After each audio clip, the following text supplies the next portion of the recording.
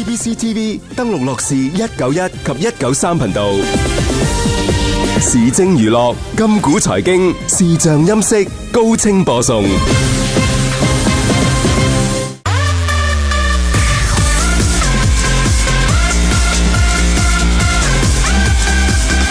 贏到開行 ，DBC 數碼3台財經台好正噃！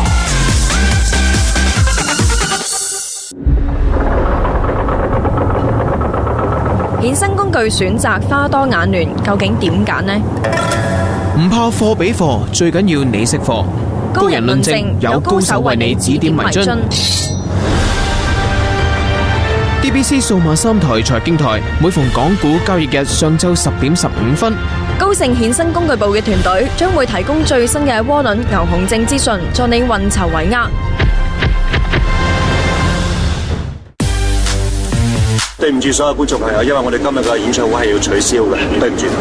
萬分對唔住。黎明成件事咧就係兩個字，就講人話。問一問你啊，黎明俾你揀呢，你會唔會諗過佢係做我哋嘅特首呢？3個選擇，劉德華、黎明同埋周潤發。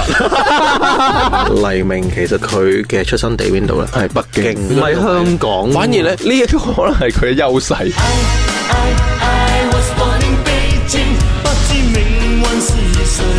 DBC 數碼3台財經台，李紅葉、朗維，每逢港股交易日，每晚10點喺十下十下，為你挑選10大熱話。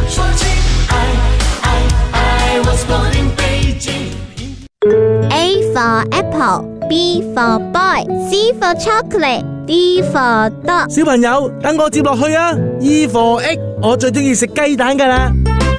你今次唔慌唔食零雞蛋啦，今時今日 E 梗係代表 ETF 啦，即係交易所買賣基金嘛。點解啊？想知道答案就要記住聽實點解 ETF 啦。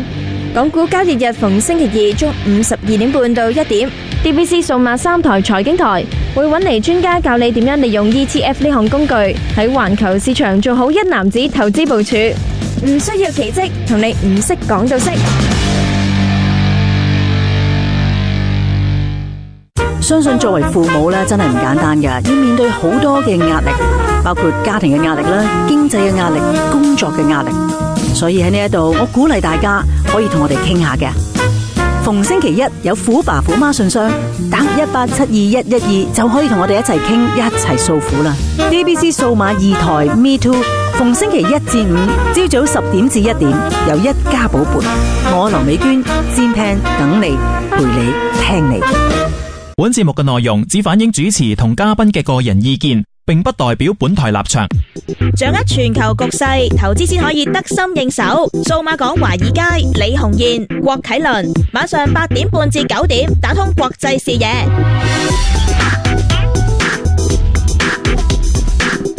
好啦，咁啊嚟到呢一個嘅6月20號晚嘅數碼港華爾街，我係大家節目主持李紅燕啊做啊，咁啊嘉賓主持方面呢，有實德金融首席分析師郭啟倫 Ferris 喺直播室嘅 Ferris 你好 ，Hello 啊 Joe 好，大家好。咁啊先睇一睇翻啦，嗱今日呢其實就冇一個即係好特別重大嘅經濟數據啊，講緊美國嗰邊啦，咁啊當然啦，即係呢一個禮拜呢都仲有啲嘅吓，咁啊通常去到呢一個嘅月嘅最尾嗰1-2個禮拜呢個數據就相對上就少翻啲，咁啊嗱，今個禮拜咧就仲有啲6月22號咧有個成屋銷售啊，咁啊另外呢一個嘅6月23號有首次申領失業同埋持續申領失業救濟金嘅人數嘅，咁啊至於6月24號咧就仲要少少一個就有一個耐用品嘅訂單嘅數，咁呢一個講緊係5月份嘅數嚟噶吓，咁另外最尾啦都係有埋啲嘅密歇根大學嘅市場氣氛指數啦，咁當然啦即係呢一紮嘅數咧。喺上個禮拜咧就即係聯儲局議息之後咧，其實就變得就冇相對上冇咁重要，因為始終大家都睇到耶倫啊或者即係啲官員啊，主要官員啊或者佢哋啲委員咧點樣睇呢一個嘅經濟啊，特別係話喂究竟有冇條件加息啦？嗱，而家7月27號咧嗰個嘅即係加息嘅機會咧有。但係得個10%啦。根據翻呢一個利率期貨嗰個走勢反應，咁啊，我哋都可以睇翻啦。其實呢一個嘅即係聖路易斯銀行嗰個嘅即係聯儲局嘅委員啦，都講咗啲嘢。咁啊，甚至乎就話喂，佢個睇法好似有啲變化喎，即係扭轉翻之前嘅諗法喎。係啊，咁啊，聖路易斯聯儲銀行行長咁啊 James Bullard， 咁啊佢緊要嘅，咁點解？因為佢今年係有投票權啊嘛，咁啊當然舉足輕重啦，打個乞嗤都會令到大家對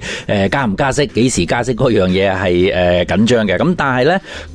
又即係佢今次覺得，我覺得真係好似乎係俾到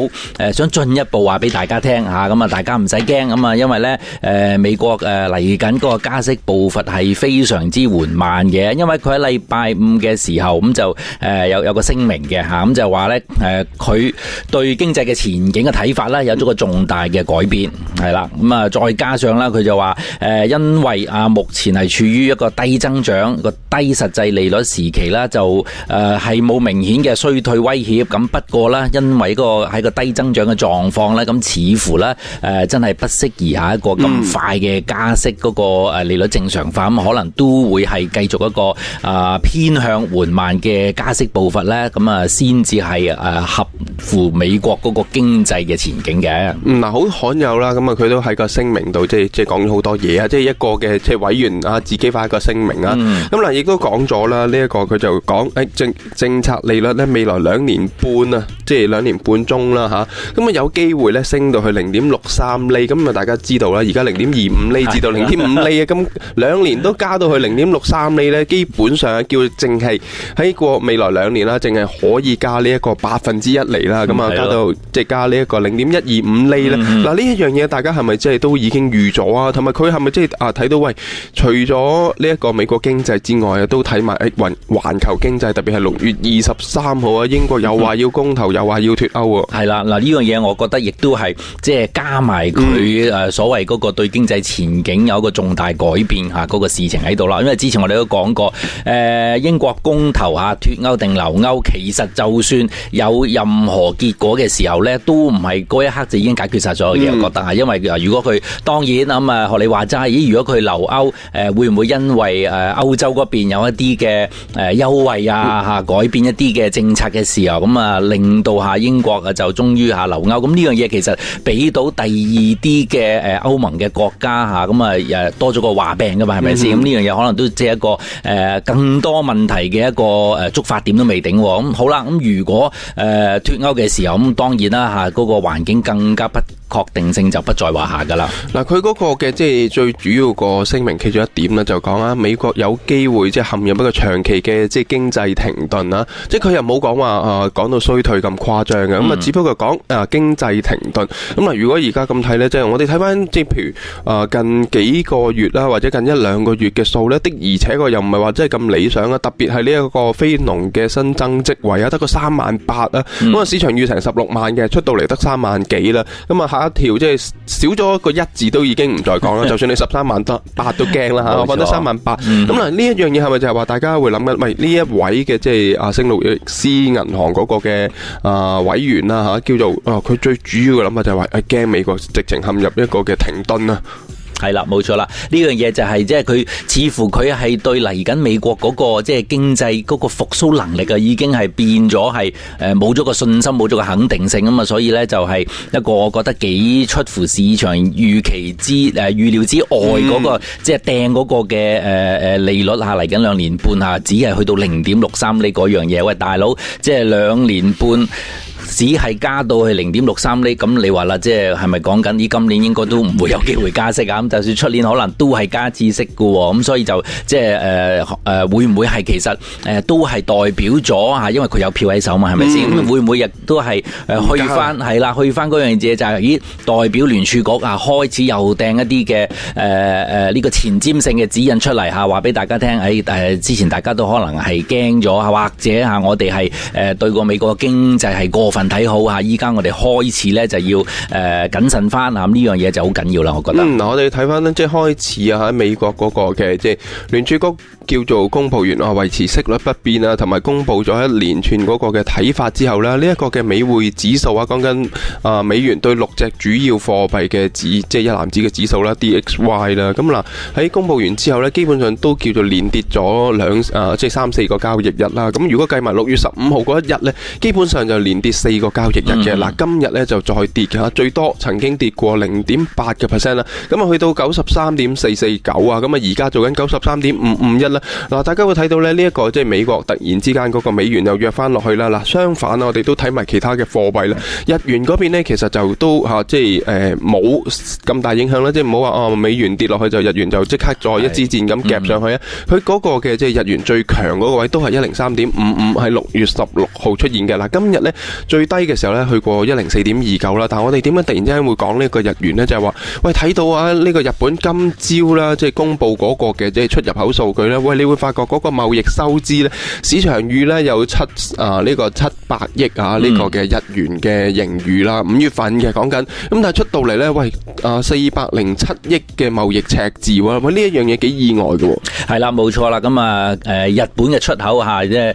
睇埋即係5月啱啱出呢個數字咧，其實就已經係日本嘅出口連續第8個月下跌嚇，咁啊對中國啊日本嘅最大貿易夥伴，咁啊5月份嗰個嘅出口到中國就下跌咗14.9%啦，咁啊去美國嘅咁啊跌咗10.7%，咁啊去歐洲嗰邊咧就好啲，咁啊跌4%嚇，咁啊就因為呢三大個嚇即係貿易夥伴咁啊都變咗有呢個日本出口叫做一個做得好差啦，咁但係咧有好奇怪啦，因為如果通常日本出口即係突然之間咁差嘅時候咧，好多時咧喺日元嗰方面就會反映到出嚟嘅，因為如果啲出口差嘅時候咧，好多時咧當其時嘅日元咧就會係即係跌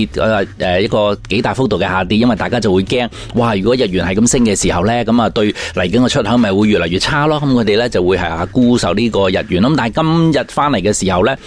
就冇一個咁好明顯嘅下跌走勢，唔知係咪因為已經係連續第8個月下跌嘅關係啦？冇錯啦。嗱，我哋都睇翻啦，今朝嗰個嘅數嘅7:50公布啦，咁啊日本咧出口啊5月份咧按年啊市場預係跌10%啊，咁啊出到嚟咧就跌11.3%，都叫做差過市場預期啊。至於入口方面啦，5月份啊市場預跌13.8%啦，咁呢一個數咧就同市場預期一樣啊，都係跌緊13.8%。咁啊至於呢一個嘅1點半嘅時候咧，亦都公布咗啦，全國百貨公司嘅銷售同埋東京百貨公司嘅銷售啊。嗱，全國百貨公司嘅銷售咧，咁啊跌5.1%啦，咁啊由呢一個4月份跌3.8啦，再進一步跌到去5.1。咁啊至於呢一個嘅東京銷售啊，東京百貨公司嘅銷售咧，由4月份嘅跌1.5%啦，去到5月份咧就擴大到去跌4.5%。嗱，似乎日本個經濟咧真係都唔係好掂啦。啱啱上個禮拜咧就日本央行嗰邊就維持呢一個嘅息率不變，亦都維持呢一個量寬規模80萬億啦。咁似乎係咪大家都等緊呢一個嘅英國嘅公投？呢個係啦，因為最慘就係嗱，首先大家要明白到日本央行能夠做到去提振經濟或者叫刺激翻個通脹嘅子彈，似乎大家睇到都有限嘅。咁你喺一個咁大型嘅不明朗因素尚未解決之下，如果你亂咁發啲子彈係好慘噶，好傷噶嘛。咁所以就即係上個禮拜就維持呢個不變以靜制動呢樣嘢，大家理解得到嘅。咁但係似乎個日元亦都係偏向強橫嘅時候，咁其實亦都係有幾樣嘢可以解釋得到啦。其中一樣嘢就係嗱，首先我哋要明白到英國公投嗰樣嘢，其實有3個貨幣咧會好微妙嘅關係啦。首先就係英鎊、Euro 同埋美元啦。嗱，因為如果英國留歐嘅時候咁就可能嗰個不確定性係少咗啦。咁啊，亦都係會係解決咗一啲聯儲局對英國個不確定性嘅前景嘅時候，咁就反而係變咗個加息機會又會大翻少少嘅噃。咁呢樣嘢咧，咁啊就會對個美元有翻啲好處啦。咁個歐元咧又會一個嘅下跌喺度噶啦。咁嗱，要調翻轉，如果係英鎊係脫歐嘅時候，咁啊理所當然啊，英鎊就會下跌啦。咁而呢一個狀況嘅時候咧，聯儲局又少咗加息嘅機會噶啦噃嚇，因為英國脫歐啊嘛，咁啊美元下跌，咁美元下跌又變咗個 Euro 應該會上升。好啦 ，Euro 上升，但係 ECB 應該唔想睇到個 Euro 升噶嘛，所以呢三個貨幣可能搞一輪啊，咁啊大家就會係叫做避之則吉又好嚇，咁啊都係唔好掂住啦嚇，咁啊反而咧就受惠咗嗰個日元啦。好啊，咁啊大家即係留意下，因為日元呢，其實今日好明顯睇到咧，就冇一個嘅即係特別強或者特別弱嘅走勢啊。雖然公佈出嚟嘅出入口數據都係唔係咁掂啊。嗱，而家呢一刻啊，日元呢就104.48啊，咁升緊0.32啊。好啦，咁啊嗱呢一節咧就講呢一個嘅美國同日本經濟，講住咁多先啦。陣間翻嚟咧就會同大家講一講啦呢個中國嘅經濟啊。好啊。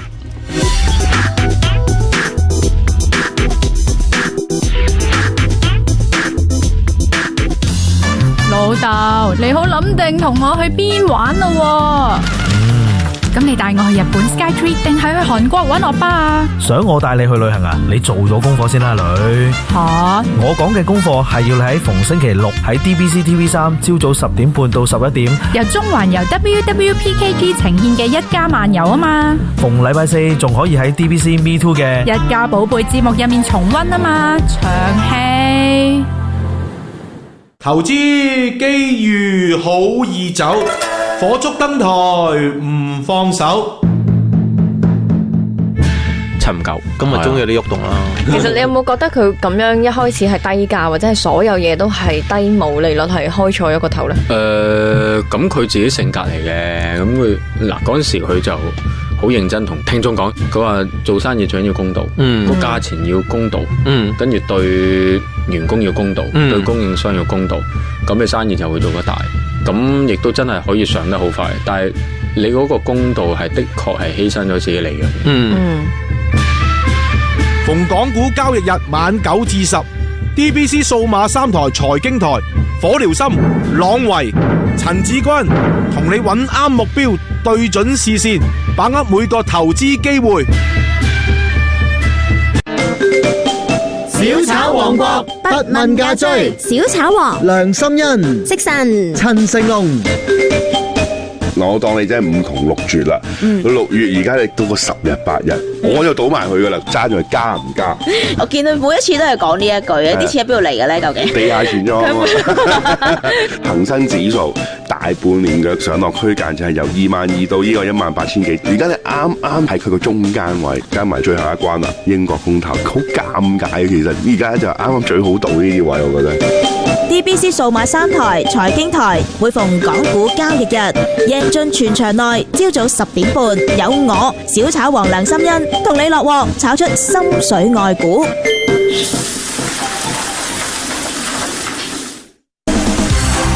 今年嘅歐洲國家杯，你會撐邊隊啊？梗係支持英格蘭啦，因為我係識得翻所有乜嘢蘭同埋乜嘢英國嘅嘢嘅。總之一句講晒，一定係英格蘭嘅耶！星期一至五廿文廿武，下晝3點到5點，每日同你緊貼歐洲國家杯、美洲國家杯最新戰況。12碼一係入，一係唔入，球波都聽到破網聲。DBC 數碼2台 Me Too 2016歐美大賽全程力撐。電話騙案手法層出不窮，如果你收到自稱係政府人員、速遞員、郵局人員或銀行職員嘅電話，唔好隨便透露你嘅個人資料，例如身份證同信用卡號碼。記住核實來電者嘅身份，同家人或者朋友商量下，有需要時報警求助。我許 Sir 提提你，騙徒角色無論點變，問得你攞資料同錢，十居其九都係行騙。數碼講華爾街，李鴻賢、郭啟倫。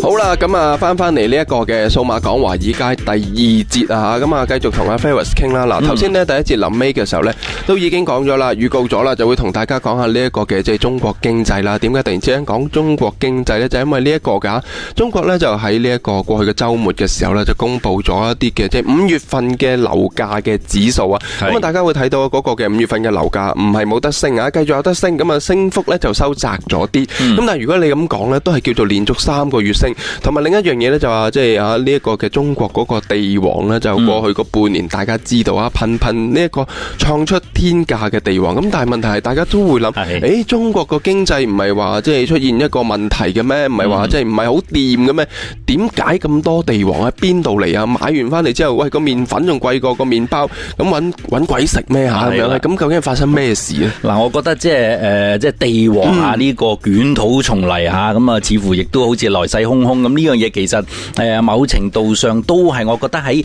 即係嗰個融資政策上啊嚇，或者不嬲嚇，即係嗰個融資抵押品嗰個嘅現狀做出嚟嘅一啲嘅事情啊，咁原因就係因為啲公司咁啊拍賣咗啲土地出嚟咁啊其實咧佢哋都反而未必係即時就要開發啊，或者係即係起屋起城咧就去賺錢啊，反而咧佢高價拍咗個地翻嚟，咁咧佢就可以用嗰個高嘅價值啊做個抵押品咁啊可以即係呢一嚿錢就借翻嚟嘅時候，咁佢又可以再拆出嚟就再借俾啲承建商啦，咁啊或者係即係借啲錢翻嚟係做第二啲嘢啦。咁問題呢樣嘢就呢個地王嘅狀況，亦都唔係即係今時今刻先有，亦都係即係過去即係好多幾年前已經係發生。嗱，咁問題就係在於有咗呢一個嘅所謂嘅地王啊，或者係嗰個房屋泡沫嘅時候，咁大家有就會擔心話，如果係即係萬一爆煲嘅時候，都係幾得人驚過，影響到經濟，係呢個係事實嚟噶啦。問題就係點解有關方面一邊就話要抑壓，一邊又好似似乎又唔想去爆啦。原因就係呢一紮嘅企業高價拍咗啲嘅地王翻嚟，咁而咧就去包裝啊，或者係叫做呢個重新去作為抵押品借啲錢借錢翻嚟做第二啲嘢啦嚇。咁好啦，嗱，如果萬一即係呢一個嘅地王呢個叫做地價咁高嘅時候，如果一下子倒落嚟嘅時候，會有啲咩發生呢？就係話呢一紮嘅抵押品或變咗係唔值錢啦。咁啊資不抵債嘅時候，就會有違約嘅狀況出現啦。違約狀況出現就係乜嘢呢？嗱，公司倒閉或者當嗰個地區嗰啲嘅經濟又會話比鬼城更加差噶啦。咁所以呢，其實某程度上就係相關方面一邊就希望壓抑住個呢個泡沫，另一邊廂又叫小心翼翼咁唔好將佢一下子呢一個嘅呢個地價一下子冧落嚟呢，其實呢就會係一個爆發一啲好大型嘅災難都未定嘅。呢樣嘢亦都係大家緊張啦，而同埋亦都唔係一時三刻可以解決到嘅問題啦。嗱，呢一個嘅即係問題啊，大家經常會喺度諗啊，就係話中國點解即係一路都唔爆煲啊，或者應該爆但係就唔爆，160幾萬億人民幣嘅負債啊，佔呢個中國 GDP 2.5倍。咁但係問題一路都冇事嘅。嗱，其中一樣嘢呢，即係要同翻聽眾啊、觀眾啊講得好清楚嘅咧，就話大家要諗中國並唔係一個即係自由市場嚟嘅，咁而係一個規劃嘅經濟。你都會見到一樣嘢就話A 股係可以唔俾跌嘅，咁A 股咁流通都可以唔俾跌嘅時候呢，樓價、地價更加有機會係真係唔跌嘅。嗱，你會見到一樣嘢就話今年上半年呢，其實呢一個嘅信達資產旗下嘅信達地產呢，就不斷咁喺度即係叫做好高價咁去投地。咁大家又會諗，喂，點解有個公司咁樣不斷咁喺度投地呢？高價即係搶高嘅地皮呢？好似阿 Ferris 頭先話齋。咁信達呢就係財政部揸住60幾% 嘅公司嚟嘅。咁大家會諗到，其實會唔會最大嗰個托住個市嘅呢，就係叫做中央政府或者叫做阿爺咁樣嘅物體呢？嗱，另外呢，就好似頭先阿 Ferris 話啦，喂，咁而家就講緊托住啲樓價，咁去到某個位就係話出現，喂，咁我就算我托住啲樓價都好啦，冇人承接嘅喎，冇人租嘅喎，冇人買樓嘅喎，都係鬼城嘅，只不過遲啲爆同而家爆個關係嘅啫噃。係啦，冇錯啦，因為你問題就在於之前我哋所講呢一紮嘅公司之前用呢個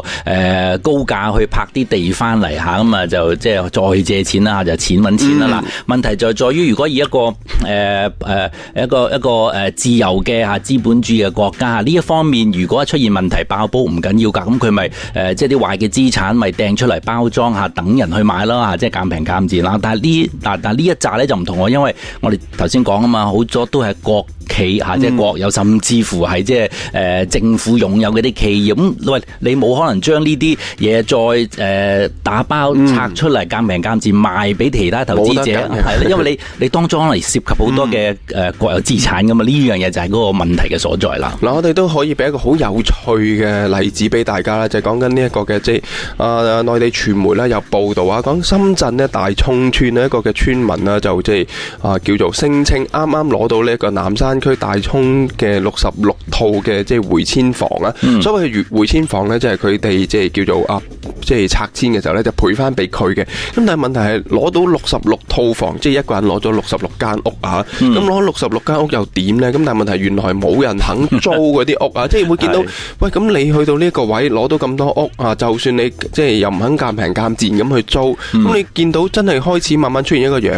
問題，就話我拿住啲資產，原來全部都係有價冇市嘅，咁我係冇得放啊，冇得租，冇得成，咁我要食飯嘅喎，咁點樣做咧？呢樣嘢其實就係不嬲喺中國發生嘅問題，就係話喂，有價冇市，咁你托到即係天咁高，咁冇人接，咁冇意思嘅喎。如果係咁嘅話，咁中國個經濟其實會唔會用另一種嘅方式去即係 collapse 去崩潰咁咧？呢個會啦，就會係慢慢嚇，即係逐步嗰個嘅 collapse 啊，即係逐步下跌，而陰乾呢一種咧，先至係即係大家唔覺啊！我哋成日話嗰個溫水煮蛙嗰個嘅狀況出現咧，先至叫得人驚。咁即係你冇辦法，因為呢一樣嘢亦都係即係開始開放改革啊，即係啲國企去做大咗嚇，而要即係衝出嚇，即係呢一個國內嘅時候咁啊，必經嗰個階段。咁問題就到咗因為嗱，其實之前啊，過往嗰10年其實中國嘅經濟真係起飛得好犀利嘅。咁而當然亦都即係富起來好多人啦。咁但係問題就在於嚇，即係今次嚇其實已經係追溯翻嚇，即係金融海嘯之後所帶出嚟嘅骨牌效應。好似頭先阿 Jo 講係66套房。喂，如果即係之前經濟較為好啲嘅嚇，人都叫做嚇有工做嘅人多過下崗嘅人。喂，咁我66套可能仲租到啦，係咪？我咪平再平啲啦。但係依家你係即係減平減賤都冇人租，咁先至係慘啊嘛。嗱，我哋都另外同大家講啦，喂，嗰個嘅即係中國而家發生嘅問題係咩咧？即係有價冇市咧，唔係咁具體啊。嗱，反而俾啲具體嘅數字大家咧，就話1000尺啊，嗰個即係用1000尺去計一個北京嘅單位啦。2016年咧春天嘅時候咧，嗰個價格咧就係平均月供11500蚊啊！嗱，大家聽到喂，即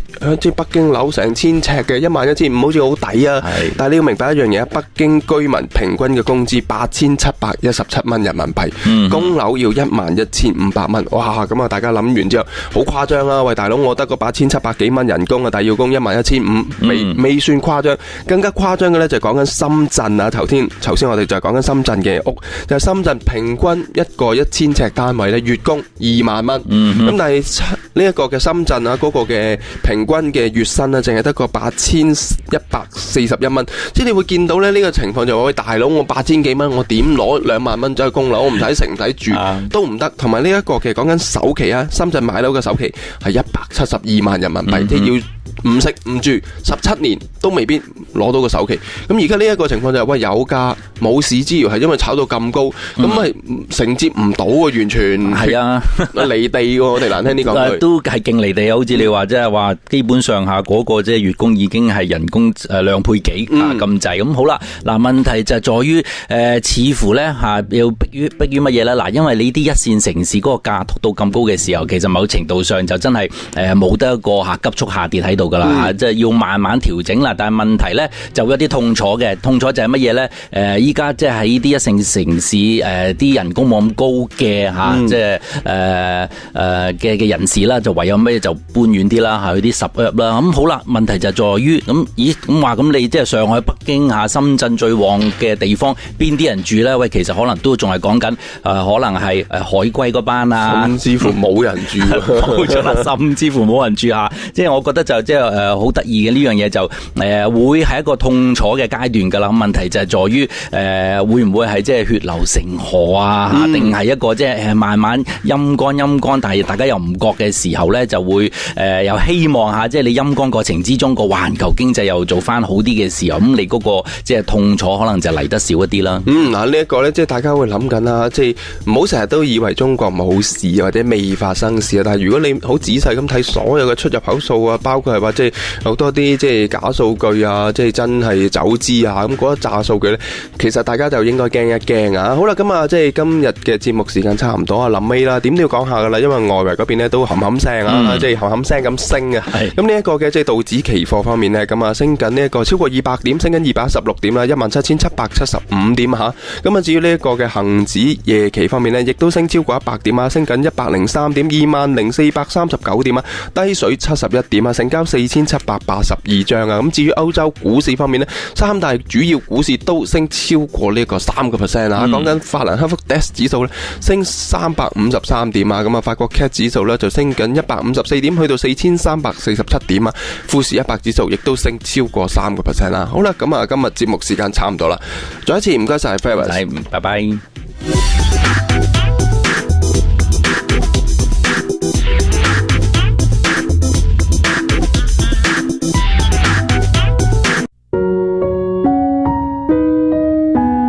好正噃！你而家收聽緊嘅係 DBC 數碼電台，我係 Janice 嚴奕格。